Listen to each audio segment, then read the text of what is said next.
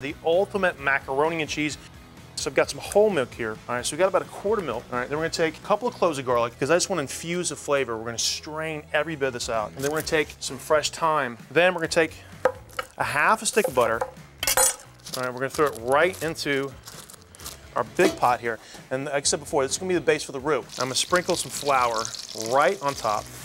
I'm gonna stir this whole thing together and I'm gonna drop the temperature down. It's gonna look like wet sand. It's gonna smell like popcorn. So what we're gonna do first, we're gonna strain out our milk into our roux. You just have to kind of do it in one big shot like this, okay? Dump the whole thing in. All right, I'm gonna stir this together, all right, and this is gonna start to thicken as the roux, as the flour and butter starts to react with the temperature of the liquid. All right, so take the cheese, fold this in, all right, and 1, 2, 3 shot, you got a really beautiful cheese sauce, right? Look at that, it just takes 2 seconds, you get this really beautiful sauce. We're gonna take, all right, some salt and pepper, we're gonna season it up. That. All right, so we got that. Okay, our elbow macaroni is simmering away over here in the corner. All right, it's just al dente.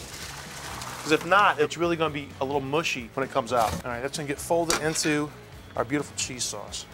I mean, how kid-friendly is this? All right, so this is great. I like a little bit of color in mine, so I'm gonna add some parsley. All right, and that's it for the most part.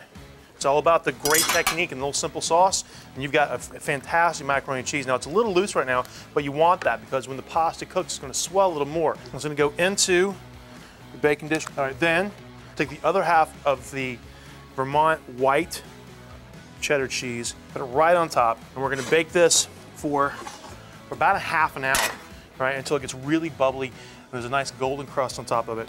So I've got a little bit of bacon here. All right, bacon, some onions, all right, a little bit of garlic, some thyme. Just gonna scatter it right on top. Rustic and beautiful. It's great for a big meal. And let that cool off for just a sec.